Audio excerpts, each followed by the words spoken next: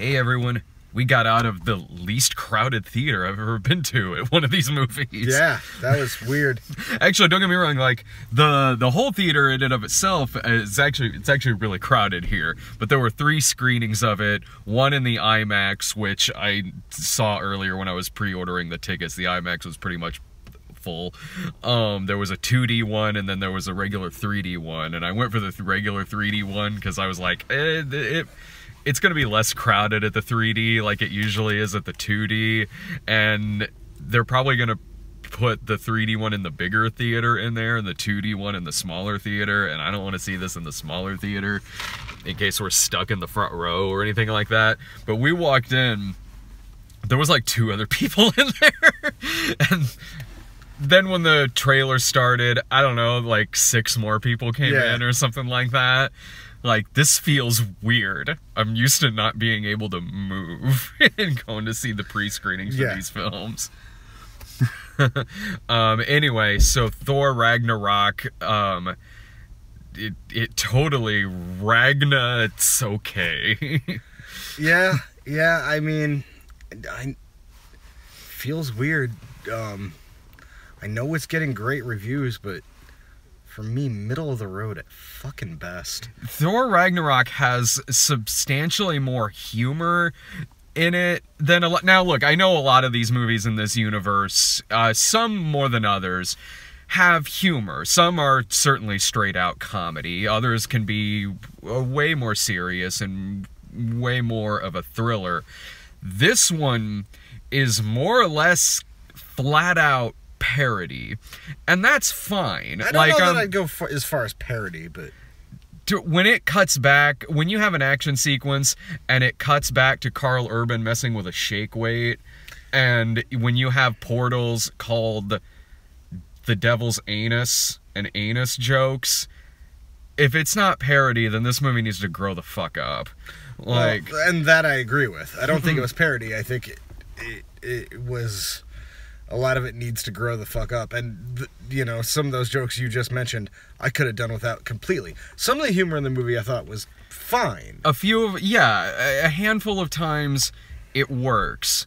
And again, I know a lot of these movies have jokes in them, but when the jokes work the best in the funnier Marvel movies, they're part of the scene. They're part of the character. The lines are worked in context to a conversation or what's going on, or, you know, that's just simply what a character is. You know, they might just be much more of a smart ass than certain other characters. Ant-Man, Spider-Man, Iron Man, and in this feels like it's at times a serious script, and someone came in and added almost character-breaking jokes and didn't redo any of the other lines, just added pratfalls or jokes or modern slang and modern speak,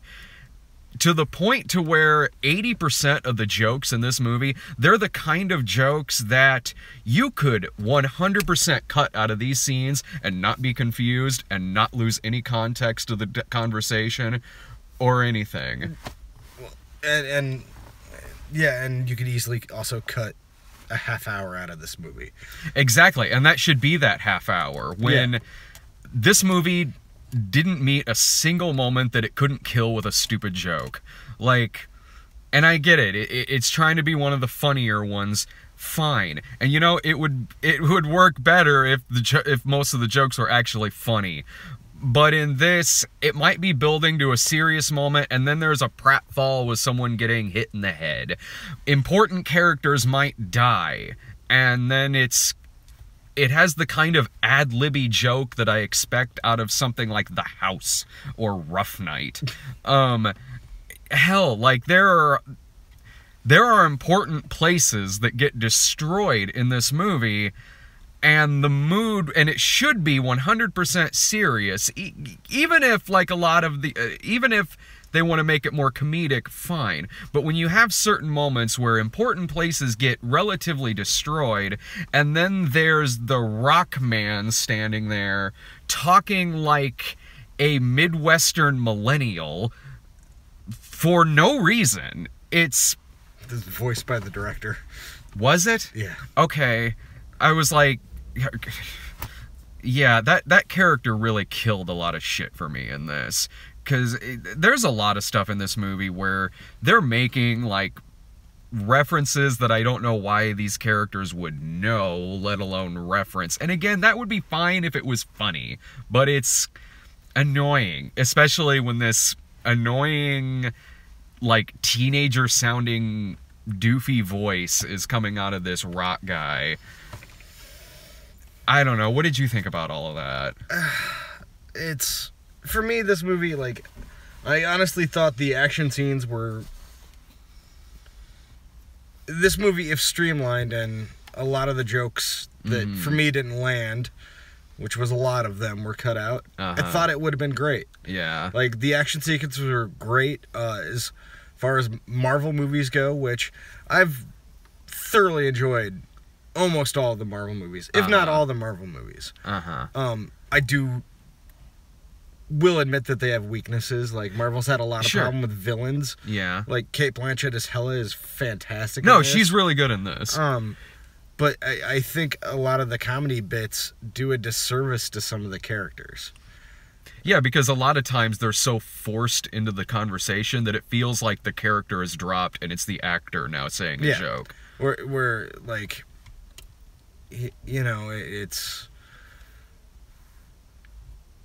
so much humor downplays the tragedy of the Hulk. That, like, yeah, the Hulk can be a funny character. Don't get me wrong. And the same with Thor. Thor can be a funny character. No, totally. And the moments of comedy in the other Thor movies and the Avenger movies with Thor have been great moments. Yeah.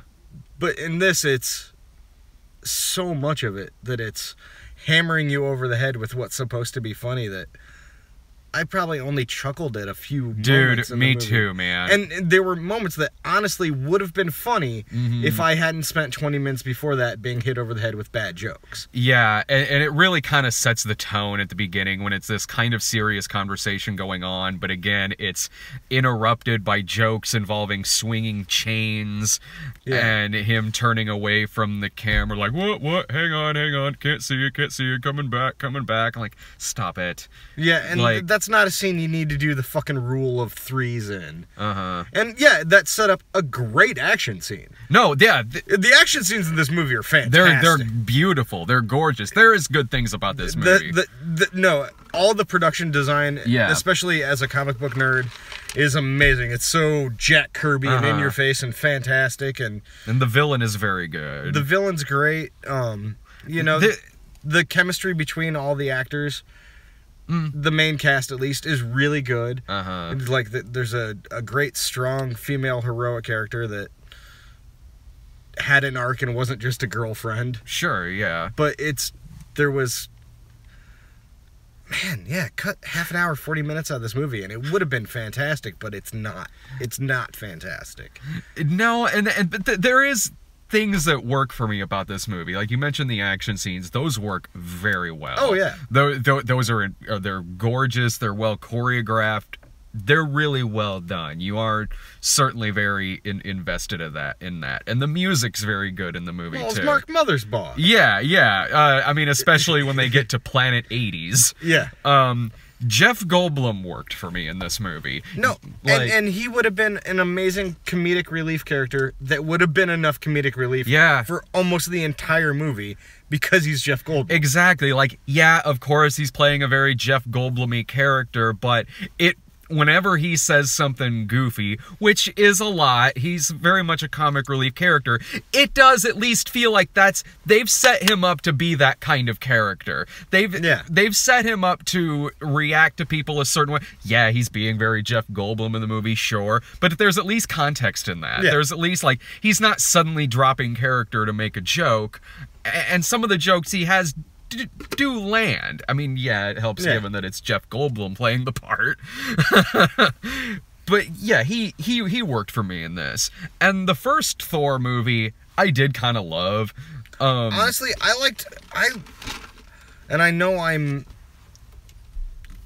know it's partially because I grew up a Marvel kid. I liked both the previous Thor movies. I thought, the second one had more weaknesses than the first. Yeah. But at the same time, I so loved the production design of the second movie. Oh, sure. Yeah. And I liked a lot about the second movie, and it stands out to me. And I know a lot of people are like, oh, yeah, faceless villains, blah, blah, blah. And I get that criticism. Yeah, I certainly do. That was a pretty weak villain in that movie. Well, yeah, it's... No, like, Thor, The Dark World, I didn't love it. I didn't hate it. There's none of these movies that I've really hated. No, that one, and I can't even say I hate this one. No, neither do I. I'm very disappointed in this one. The Thor: The Dark World was what I liked about half of it. The other half was kind of annoying or just kind of fell flat. But even like those movies, like there usually has been a weirdness with the humor in all three of these. Like even the first two, it had characters and scenes that were genuinely funny, especially the fish out of water stuff they did in the first one, and some of the stuff with Loki coming back in the second movie. Like, the humor in those worked best when it felt like kind of appropriate to the situation, or that it was something that would genuinely happen.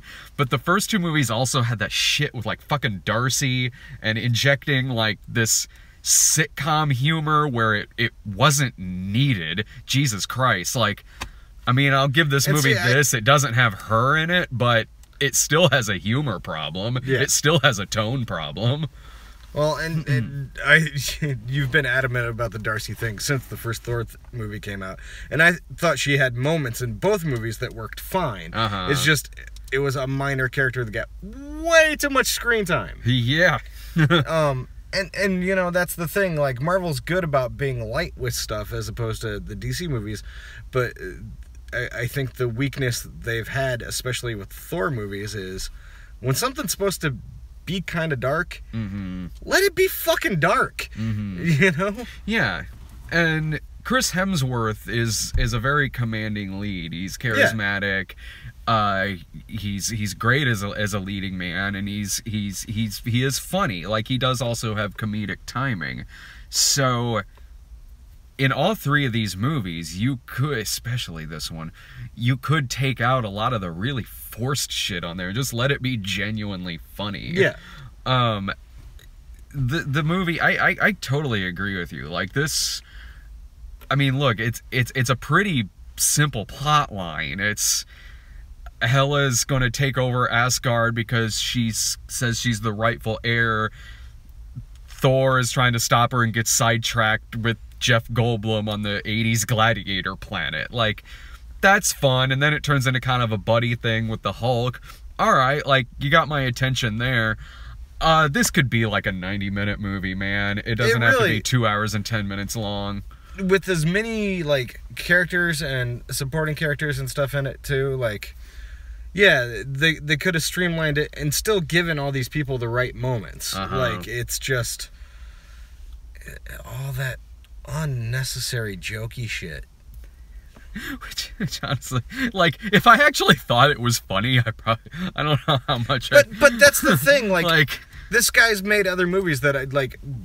What We Do in the Shadows, I thought was fucking hilarious. Like, I really thought that movie was fucking hilarious. And I can see this guy having the potential of making great movies. It's just, this wasn't the right context for all of it, you know? Not to the extent, like, no one... It needed another editing job, I don't know, or someone to just say stop. Like, it has a lot of problems that I see in a lot of modern comedies right now, where just things just kind of keep going. There doesn't need to be a joke fucking everywhere. Sometimes just tell someone to stop, or just give it a fucking moment. Yeah. And yeah, I know, like, a lot of these movies do have a lot of humor in them and a lot of one-liners and stuff like that.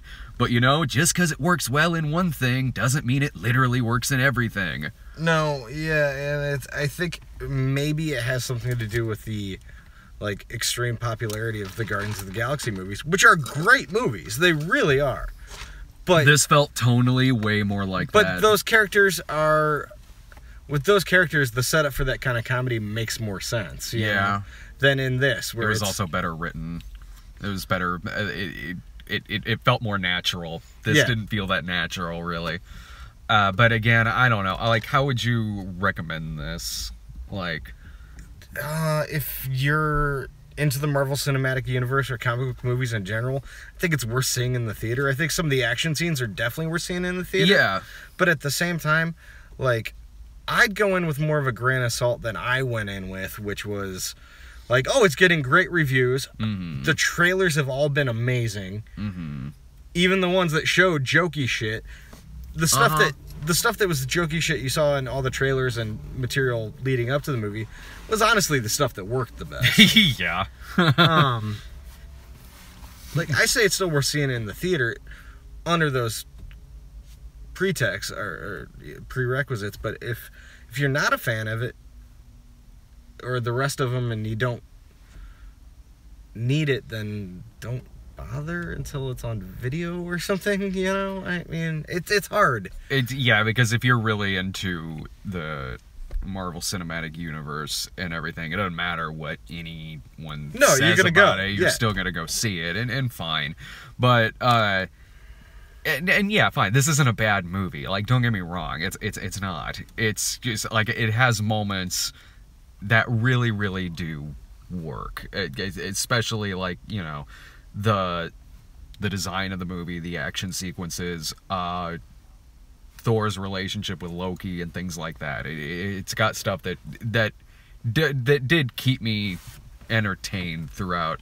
No, it wasn't like boring. throughout stuff that it was didn't frustrating. like. I would come back around with it. I would kind of lose interest after a while, but something would happen and it would kind of bring me back in. But yeah, I mean, if you're not somebody who enjoys these movies but maybe doesn't go out opening weekend to see it, or you don't have a need to see it opening night or something like that, like, I would say, like, it's worth a afternoon matinee price, or something like that. I would, because it's not a bad film. It's not. You're gonna find some stuff in it that you enjoy about the film. Like me, yeah, there was some stuff that I dug about the movie, but yeah, honestly, it is a disappointing film, and I didn't find it for something that is totally a comedy.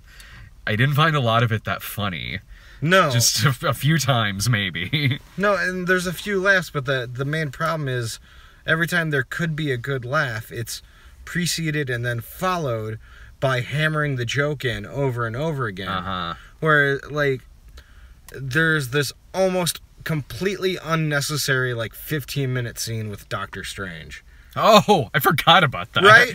Right, that's the thing. Like, they could have used that scene to tie back into the universe, keep it simple, and streamline the story. But they made it 15 minutes of fucking pratfalls for no reason, and it doesn't fit either character in the scene. And that's kind of the problem with this movie. No, that's a really good way of putting it. Yeah. Any other final thoughts about this? Meh.